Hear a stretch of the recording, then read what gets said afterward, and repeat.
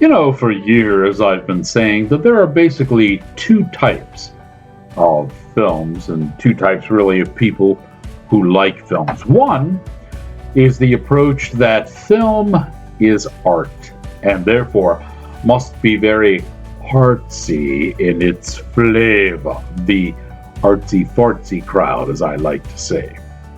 And then the other crowd, of which I am immersed immensely in, is the crowd that believes that film is basically made for entertainment. I've worked hard all week. Got a couple hours, entertain me. That type of thing. All right? And that's pretty much the way I approach most of my reviews, too, as you all well know. But, as with any maxim, there is always an exception. And tonight's is that exception. As cinematic class is about to begin, and your professor is it.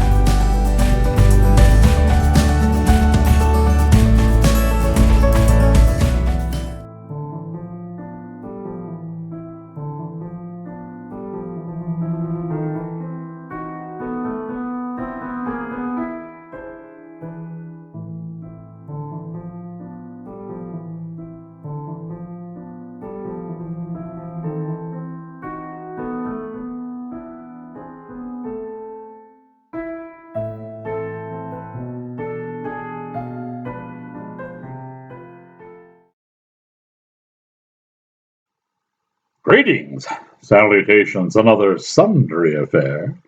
I am your cinematic professor and purveyor of truth in movies. And tonight's lesson plan is a film called Silent River. Ladies and gentlemen, I've got to tell you, this movie has everything that could possibly go wrong in it, according to your cinematic professor. It's too long. It's disjointed. It films an allegory. And yet, through all of this, somehow, I liked it. I forgive you. I'm sorry. I forgive you. I forgive you.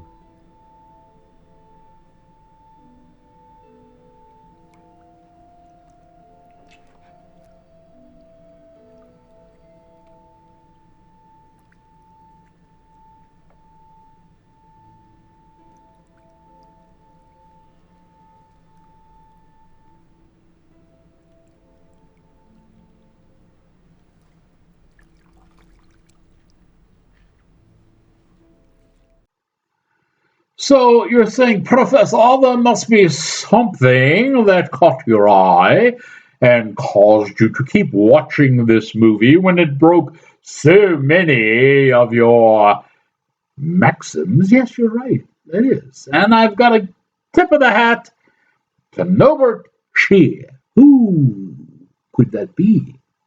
That's our director of photography. And Norbert has done a pretty amazing. I'll give you an example. In the opening scene, it's way too long. All right. And you don't know how tempted I was to just hit the pause button and say, that's it, I'm done with this, just at the opening scene. It doesn't need to go that long, and it doesn't need to be that stale before something happens. But suddenly, there is a pan, and the pan adds to the shot, and the shot then becomes worthwhile. And that's what caught my attention. And in fact, I got to tell you something about Norbert. He uses an awful lot of pans, and they're used well. Now, you know from watching my reviews that I am a big fan of Takuji Moto. He is a cinematographer of some renown in Hollywood.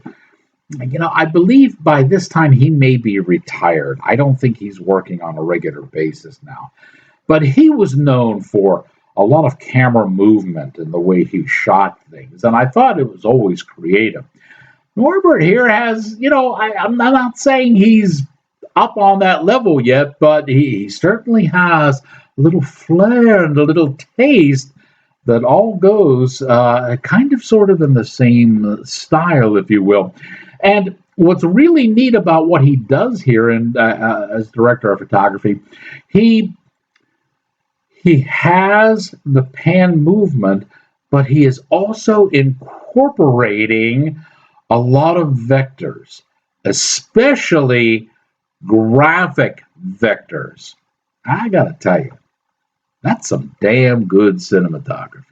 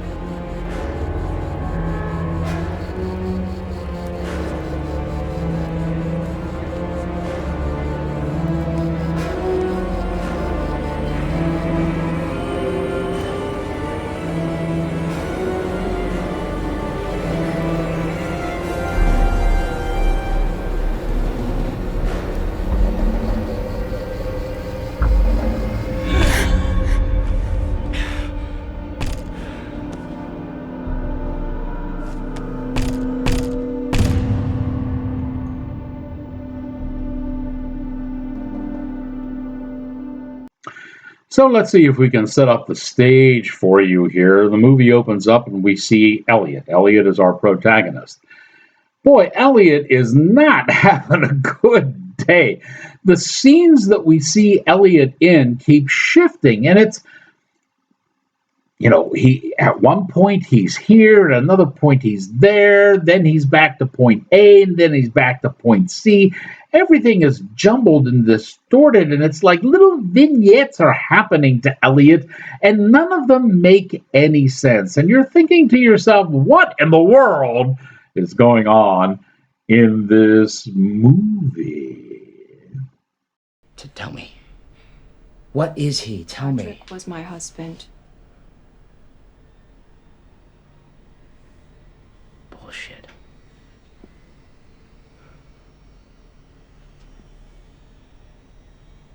I'm your husband.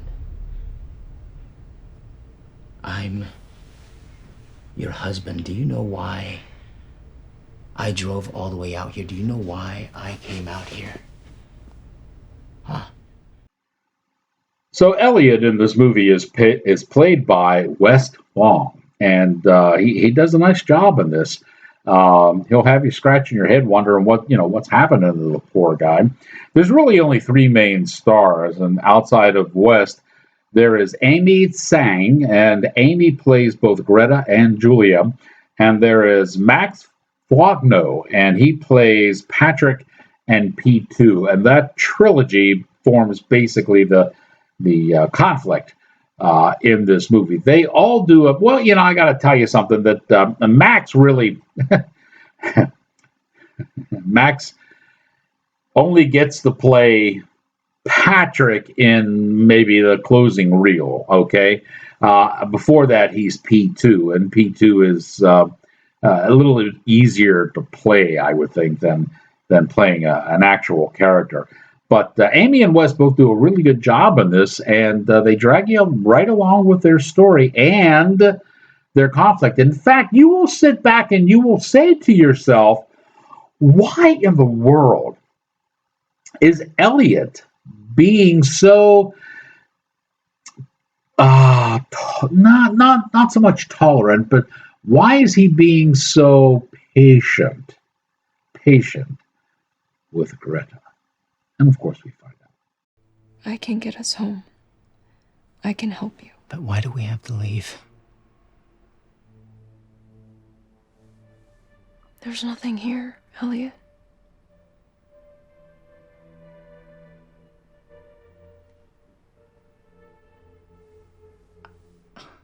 I want you to stay. I want you to stay here with me. okay? She's gone, Elliot.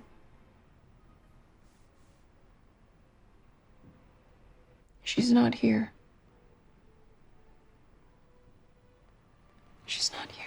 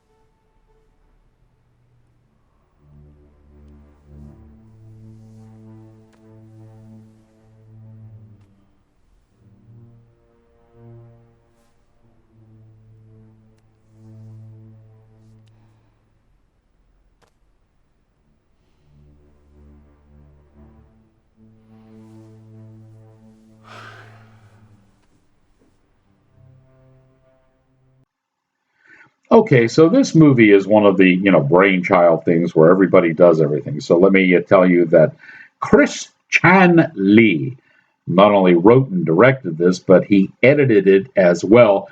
And if you take a look at the credits, you'll see that he was in charge of the second unit cinematography, too. Now, Chris has done a nice job on this. The direction had to be strong because the movie is so haphazard. The writing had to be there because he had to make the script so that you would be willing to sit through a lot of discombobulated segments to find out what's really going on. As editor, Chris did the mortal sin. He incorporated jump cuts, and he did it on 2 different segments. Not good. Never good.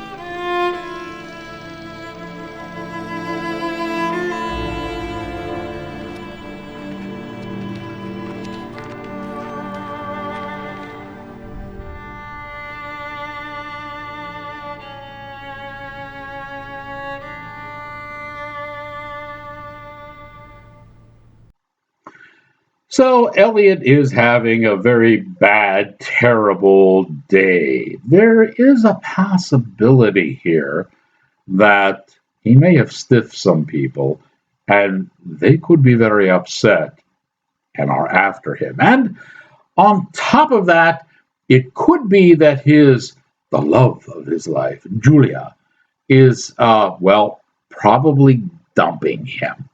Wow. What else? Somebody want to kick his dog too? Well, wait. The movie goes on. He runs into Greta. Greta is the spitting image of Julia. Exactly the same.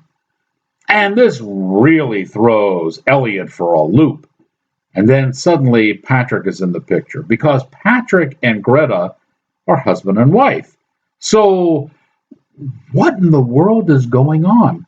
Why are there 2 different hotel rooms, but yet they seem to be in the same hotel? There's an awful lot of whys in this, and if you stick with the movie, it'll answer all your questions. When you get that nagging suspicion that something is drastically wrong here, you're probably right.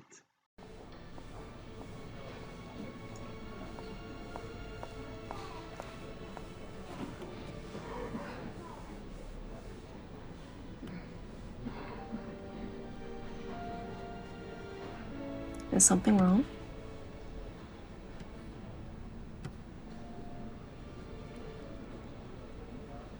Do I know you? I don't think so. Who are you?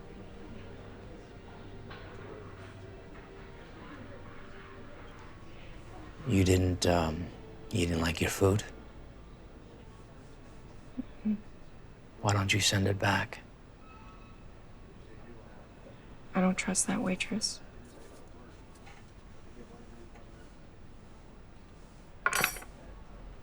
I hope I'm not. Don't let me ruin your appetite. What are you doing here? Nobody else here says anything to me. The waitress talks to you. The others are slowly disappearing. Everything fades under the sun. You just got here. Believe me, we have more in common than you think.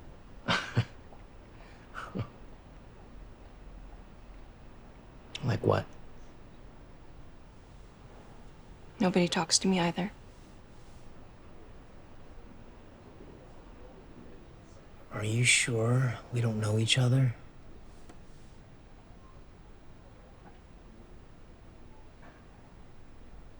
What is that? It's nothing. A good luck charm. Well, if it's nothing, why don't you show it to me?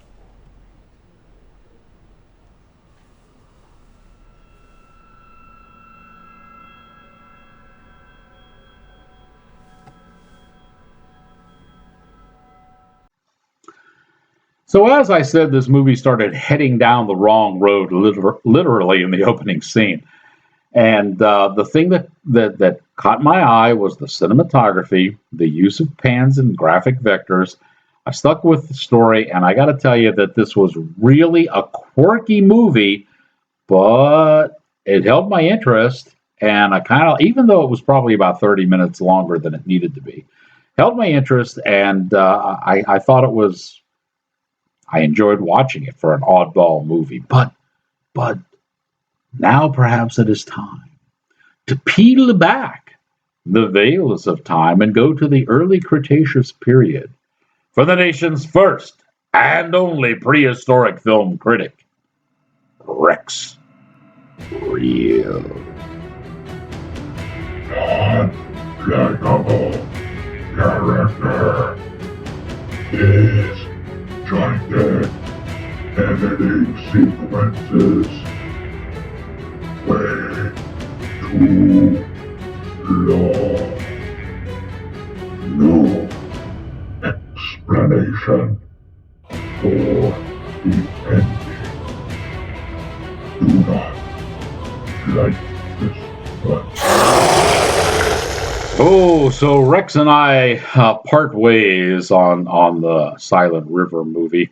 Rex is kind of a, being a prehistoric T Rex, he pretty much is straightforward, with his. I don't believe he really appreciated all the nuances in this movie. I did. I got to admit, this one hit at a good time. I had just watched a bevy of schlock B horror films because it was the Halloween season. And my brain was so inundated that this movie actually served like a sorbet, kind of cleansed the palate just a bit for the next venture. And as such, I think I was probably in a pretty good frame of mind, a me-in, if you will, for a film that was a little bit more on the artsy side. And this one certainly is. I enjoyed watching it. And if you're ever in that mood where you want something a little bit more cerebral, I think you will enjoy it too.